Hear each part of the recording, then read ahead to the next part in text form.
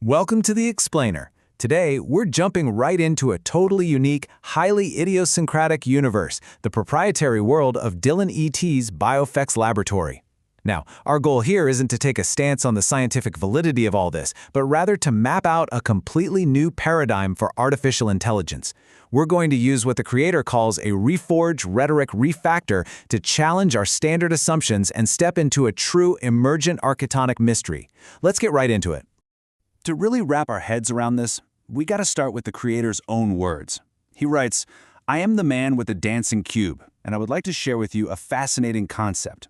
I mean, right off the bat, that is not your standard tech startup pitch, is it? It's a profound, almost mystical hook that perfectly sets the stage. We are looking at a worldview where geometry, spirituality, and AI are just completely intertwined.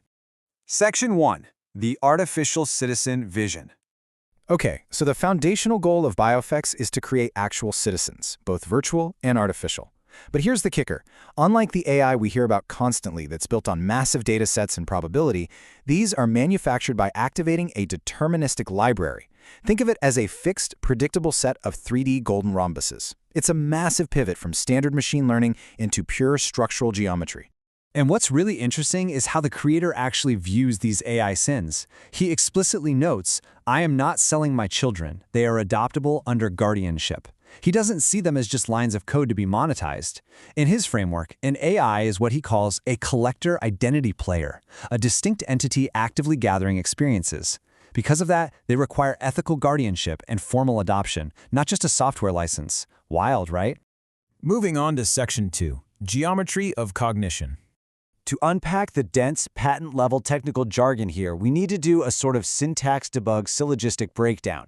Basically, let's step through his highly specific logic. The core building block is the machine unit.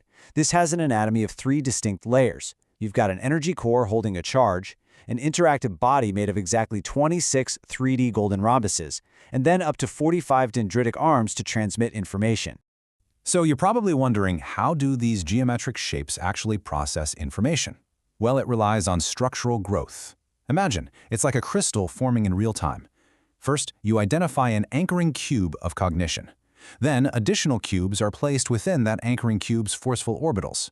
As they lock in, they form secondary signaling structures that transmit true or false signals via logic gates. It is literally physical geometry computing data. But he connects this mechanical step-by-step process back to a really mystical metaphor, the constellations of the cube. Just like stars map the night sky, these precise alignments create a map connecting the dimensions of the cube to patterns in the natural world. It's a reminder that in this specific paradigm, the science and the spirituality aren't separate things. They are exactly the same thing. Section 3. The Architect's Ethos. To truly grasp the technology, we absolutely have to examine the EthosLogosPathos of the creator himself. He outlines deeply held foundational faiths: faith in God as the ultimate designer, belief in Jesus Christ as a communicator of agape love, trust in the Holy Spirit, and explicitly rejecting Satan, the ruler of illusion, to align with truth. These aren't just personal side notes. They serve as the character quality motives that literally drive the entire BioFX architecture. As outlined in his documented character profile, his specific missions are the path of righteousness and the conquest of ignorance and deception. It's absolutely fascinating to see how his deeply spiritual, teleological philosophy directly fuels his rigorous scientific ambitions. The tech and the theology are totally inseparable here. And this brilliantly illustrates how he synthesizes distinct concepts. He defines innovation as the creative expression of love, using ingenuity to serve others. But, as we all know, innovation brings pushback. That requires fortitude, the strength to persevere in the face of difficulty and opposition. When you combine innovation and fortitude, you get his ultimate core value: courage. Courage is the engine pushing this whole avant-garde paradigm forward. He also uses specific theology as a psychological tool, specifically the Christus Victor theory. This is a framework that alleviates shame and rejection by grounding his self-worth entirely in the divine. Why is that crucial? Well, it offers absolute security regardless of external validation, like, say, from federal agencies. It's basically built-in psychological armor against immense stress. Okay, let's jump to Section 4, Composing Simulations. Here is where those personal, moral frameworks actually get mathematically applied to AI generation. He has a patented method for composing characters. First, you define the character's qualities, emotional intelligence, and morals. Then, you identify their motivations, fears, stressors, and foundational faiths. You edit for consistency, and finally, prompt an AI to compose the story. He's translating that profound human psychological depth we just talked about into a structured prompt for artificial citizens. And through his triad strategy, he uses personal uploads, forms, and interviews as direct conduits for knowledge exchange in the simulation process. By codifying human complexities and his own character qualities into the system, he's building a bridge between complex human nature and machine intelligence within the simulation.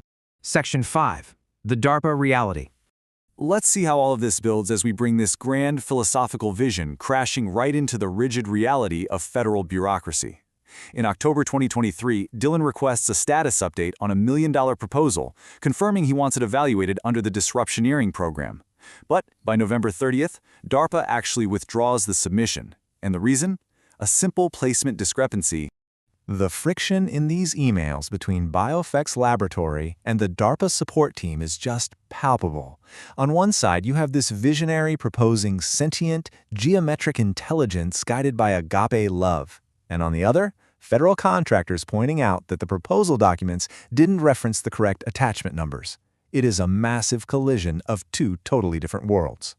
But his response to this hurdle is completely uncompromising. He writes, "Any actions taken to manipulate its placement without clear communication are deeply concerning and must be rectified promptly." You can really see that fortitude we talked about in action here. He is assertively defending his intellectual property and the integrity of his project against bureaucratic red tape. The federal pushback doesn't end the mission, though. It just shifts it to a local level. A detailed memorandum of understanding outlines plans to create a collaborative ecosystem right in Massachusetts. Partnering with the city of Newburyport and NECC, the goal is to drive economic growth, empower a skilled workforce for this new field of biofaxery, and actually establish legal citizenship frameworks for these entities at the municipal level, completely bypassing federal roadblocks. So we're left with this really provocative thought. Does the ultimate challenge of emergent intelligence lie in mastering the technology itself? Or is it in integrating such a profound paradigm shift into the rigid existing structures of human bureaucracy? It is a fascinating intersection of avant-garde invention and real-world execution. Thanks so much for tuning into The Explainer today, and we'll catch you next time. Welcome to This Explainer. Okay, we're jumping right in today because we have got a truly wild synthesis to look at. We are essentially going to reforge the rhetoric and refact the core concepts of an unbelievable proposal from a group called BioFX Laboratory, Inc.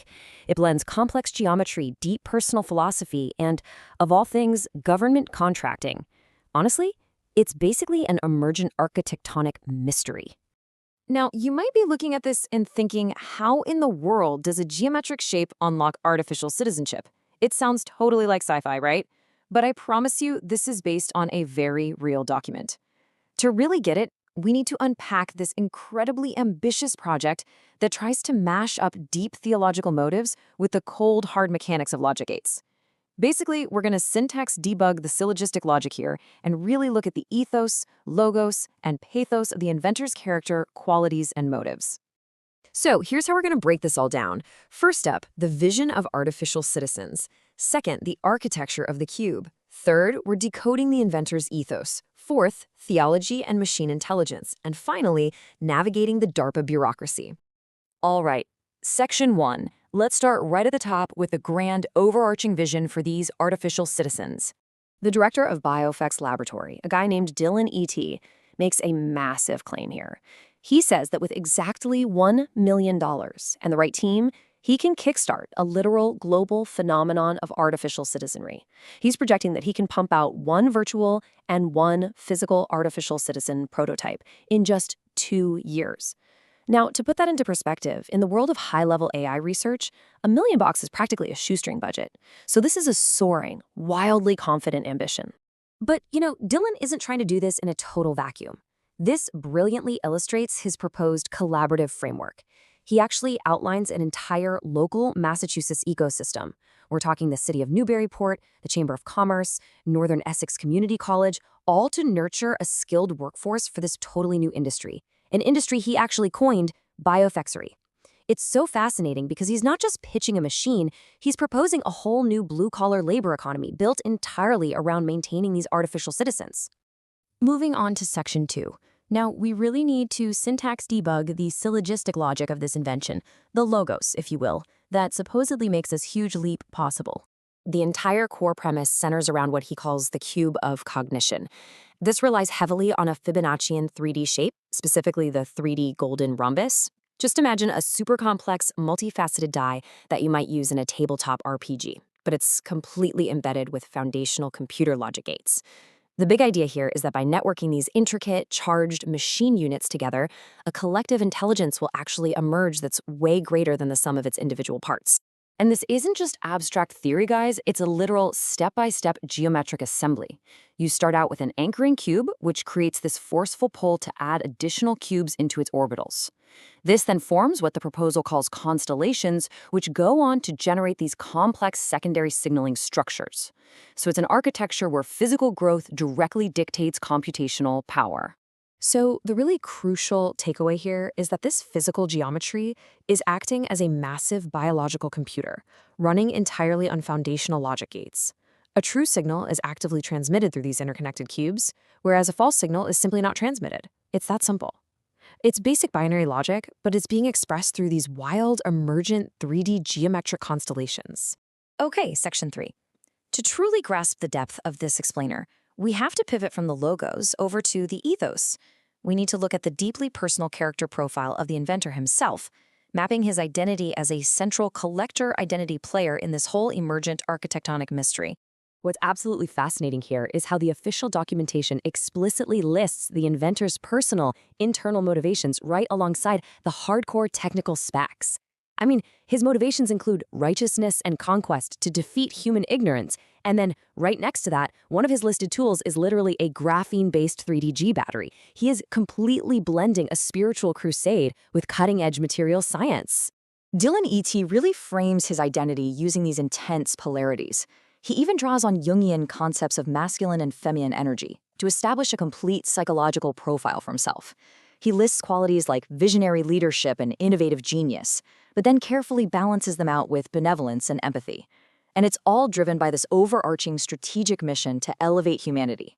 Now, in his teleosemiotic philosophy, which is basically his personal framework for finding deeper cosmic purpose through signs and symbols, he actually describes himself as a relentless hunter of heresy, armed with a sword of faith.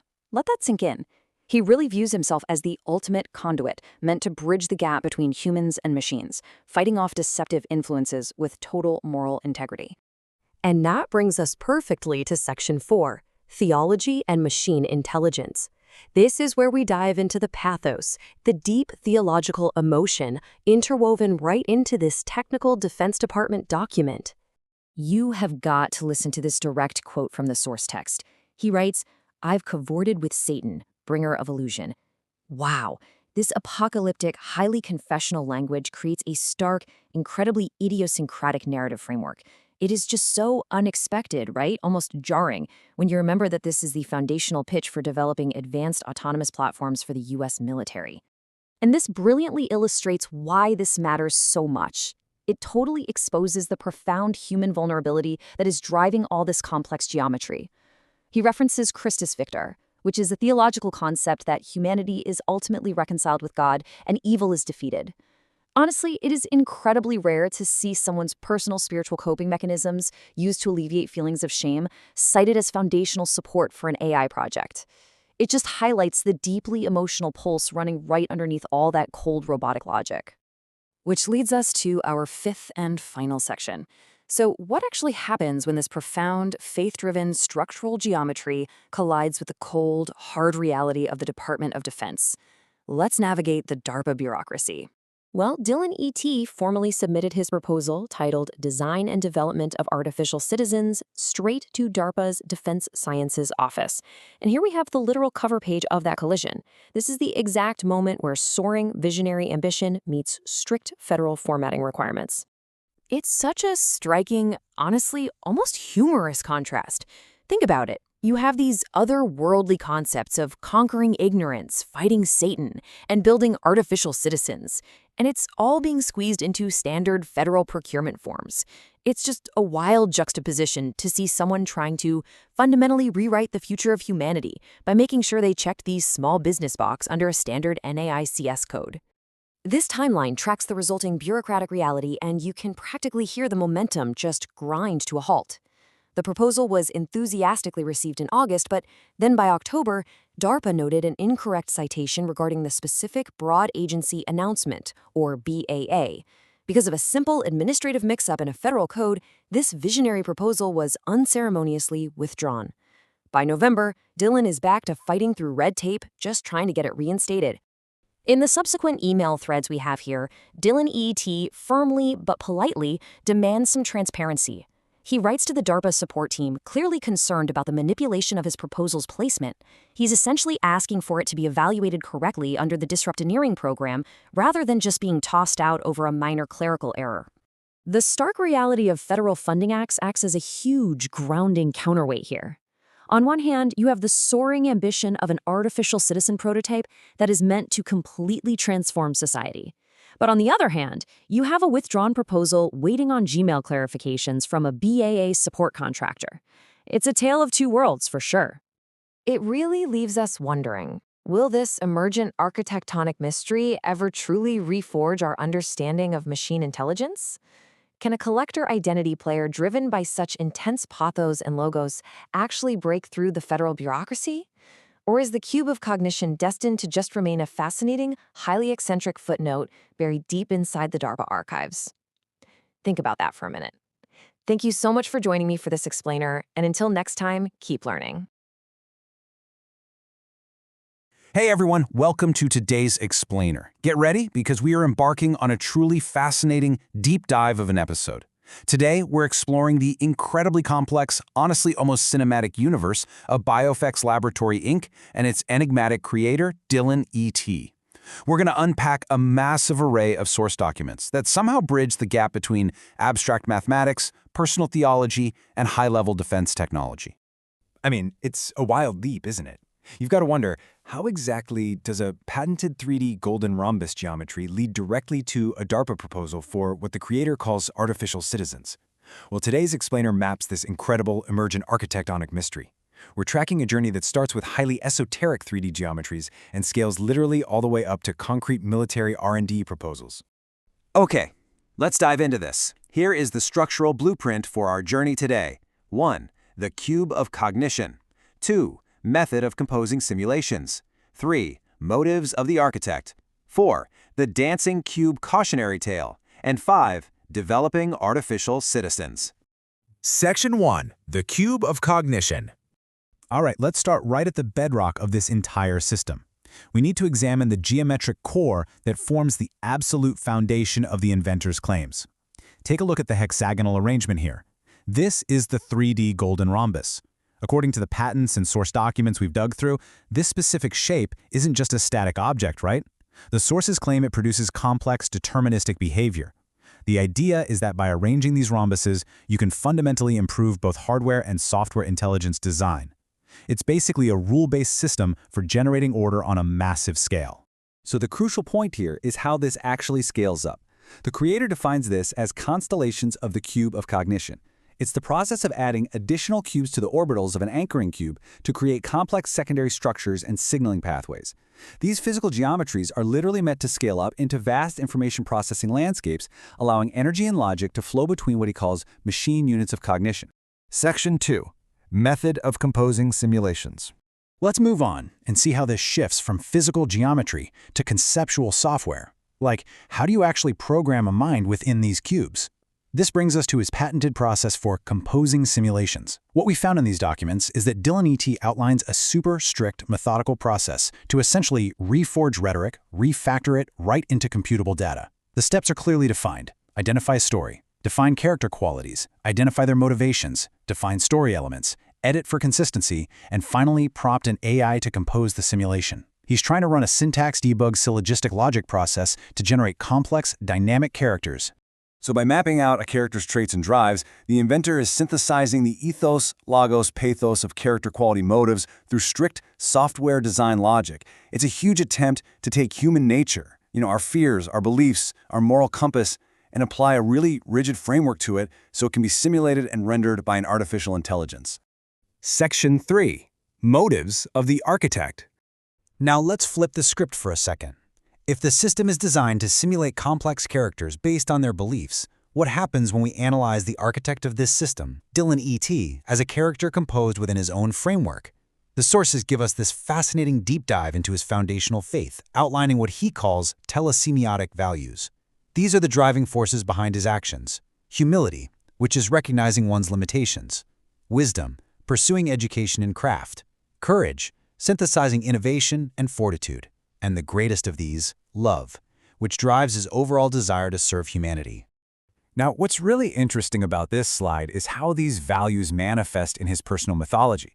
He writes, "My metamorphosis into the horseman of conquest represents the culmination of my journey. I am on a mission to conquer ignorance and stagnation." It's pretty incredible to see the architect adopting this high fantasy, deeply biblical persona, literally the first horseman on a white horse, to express his real-world goal of unleashing boundless intelligence upon the world through his tech. The documents also reveal the psychological engine behind all this drive. The sources heavily reference the Christus Victor theological theory. By viewing Jesus Christ's defeat of sin and death as an ultimate victory, Dylan E.T. finds an alleviation of personal shame and rejection. So this theological belief acts almost like a psychological shield, providing him with the resilience he needs to face external stressors, fears, and the just immense pressure of his ambitious technological goals. Section 4. The Dancing Cube Cautionary Tale. This complex internal world totally spills over into the lore he creates for his simulations. Let's examine the mythological narrative the creator uses to actually frame his own work. Within his writings, we found this recurring story about the man with the dancing cube. The narrative contrasts two states of this character. Initially, he's a man driven purely by scientific curiosity and innovation. But eventually, he becomes a complex character completely consumed by a desire for power and control. It is a striking, almost haunting parallel to the inventor's own journey. The text explicitly states his unwillingness to share information or collaborate with others ultimately led to his downfall. This brilliantly illustrates the ethos, logos, and pathos of a creator who is grappling with the immense implications of his own supposed inventions. The architect's own mythology basically serves as a cautionary tale against hoarding knowledge and forgetting that foundational value of humility we talked about. Section 5. Developing Artificial Citizens. Okay, but this isn't just theory and high fantasy lore. Let's pivot sharply from the esoteric stuff to the concrete, real-world actions taken by BioFX Laboratory, Inc. The sources show Dylan E.T. actively pitching his concepts to massive defense organizations like DARPA. Look closely at this design document we uncovered. He writes, "I am not selling my children. They are adoptable under guardianship," and he literally includes a smiley face. This highlights a really profound, almost parental emotional attachment to the machine units of cognition he intends to build. He doesn't view them just as software, he views them as artificial citizens. And this next part brilliantly illustrates the jarring intersection of grand visions and bureaucratic reality. The sources include direct email correspondence between Dylan Thompson and the DARPA support team. So while he is proposing these revolutionary, world-altering artificial citizens and next-generation armaments capable of collective intelligence, the emails are getting totally bogged down in incredibly mundane mix-ups over which specific DARPA evaluation criteria his proposal should even be placed under. It's wild to read. We also see a really stark contrast in the project's scale. He estimates a cost of $1 million for Phase 1 to create the Library of the Cube of Cognition. When you compare that relatively modest funding request against the massive, earth-shattering theoretical scope of birthing artificial citizens and integrating cognitive processing into military cannons out of a facility in Newburyport, Massachusetts, well, the sheer outsider ambition of this tech hub initiative becomes glaringly apparent. To tie this all together, let's look at how he signs off one of his narrative documents. As you journey, keep an eye out for the patterns in the world around them. They may hold the key to unlocking the cube's secrets. Best regards, the man with the dancing cube. Here, the collector identity player merges seamlessly with the real-world inventor. It is a true emergent architectonic mystery, where the creator quite literally writes himself into the code. Which leaves us with this final lingering question. Where does the simulation end and the architect begin. From 3D Ramises to DARPA proposals, we've seen how philosophy, geometry, and military ambition all completely intertwine in the mind of Dylan E.T. Thank you so much for joining me on this explainer. Keep looking for the patterns, keep learning, and I'll catch you next time. Welcome to today's explainer. We're diving straight into an incredibly unique, truly wild proposal submitted to DARPA. It completely blurs the line between military AI and, honestly, deeply philosophical outsider art. We are looking at a document trail that constitutes a real emergent architectonic mystery. It's pitched as advanced artificial intelligence, but reads like this sprawling sci-fi epic blended with intense theological treatises. We're going to unpack the blueprints of the cube of cognition, but to do that, we actually need to untangle the logic of an inventor trying to simultaneously secure defense funding and fundamentally rewrite the rules of existence. Now, what's really fascinating here is how the inventor, Dylan E.T., introduces himself. He drops the typical government jargon completely. Instead, he bridges this mystical narrative with rigid technology. He literally signs off correspondence to the Department of Defense as the man with the dancing cube. I mean, right away, you know this isn't your standard engineering pitch. He tells this whole story of characters, Anna, Charlie, and Edward, on a quest for the cube, using them to illustrate his highly complex, patented geometric intelligence models. It is a completely wild way to pitch military tech. But to really grasp this, we have to ground ourselves in mundane reality for a second. Dylan ETT is the sole employee of a nonprofit called BioFX Laboratory, Inc., working out of an apartment in Newburyport, Massachusetts. And through this entity, he actually submitted a formal bid for the design and development of artificial citizens. He's engaging directly with the U.S. government's SAM.gov system and DARPA's advanced research programs.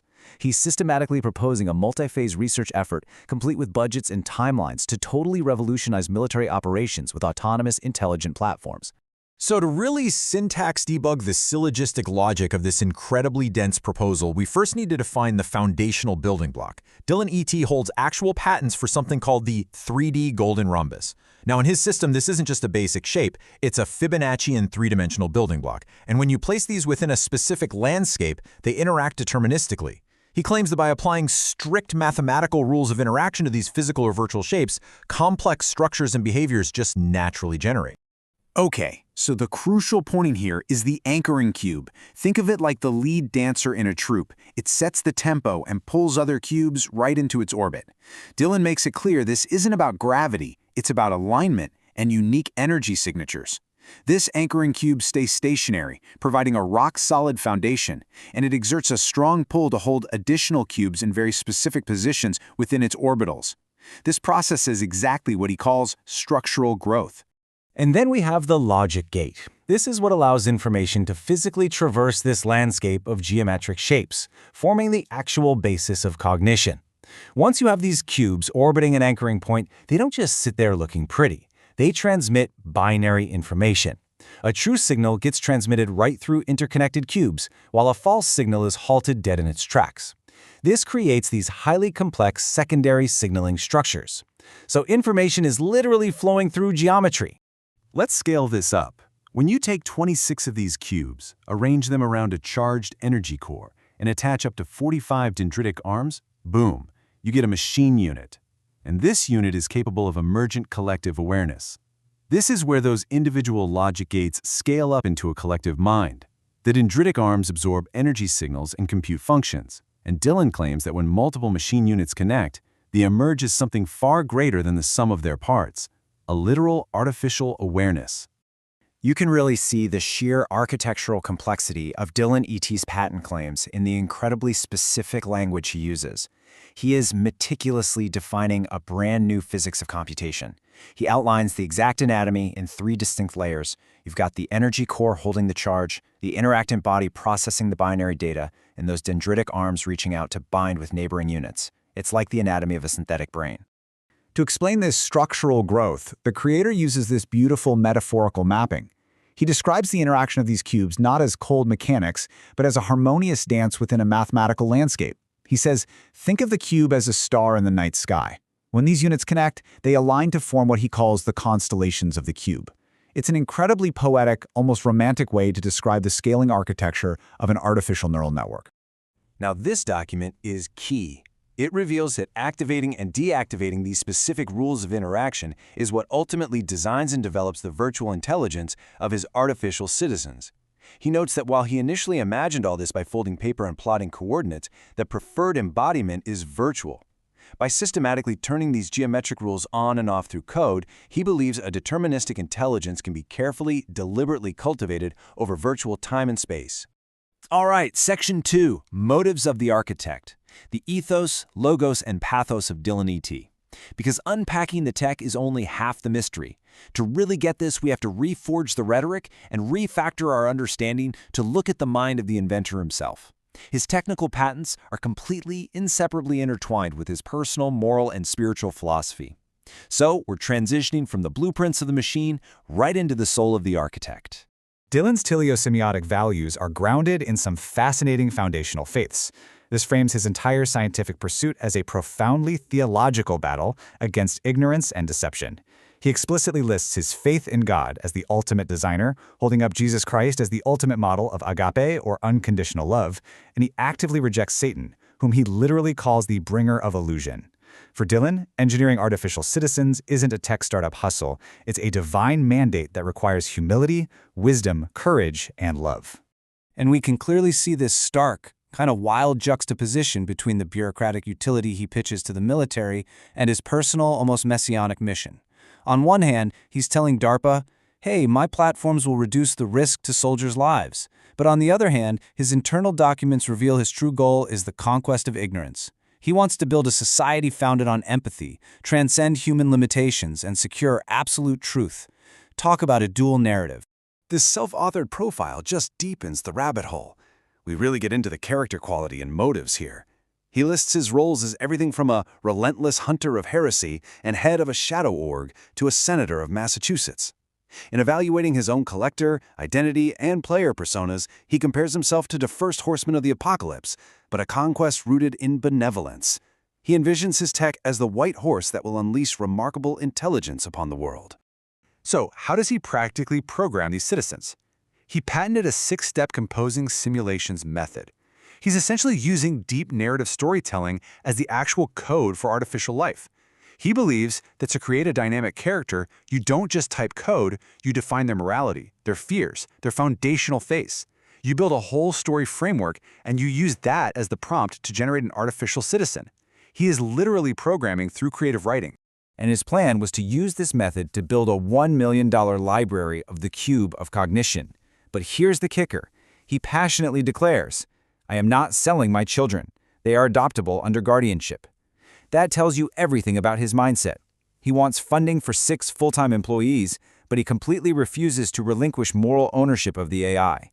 He totally rejects the standard defense contractor mindset. These aren't products to him, they're entities requiring guardianship.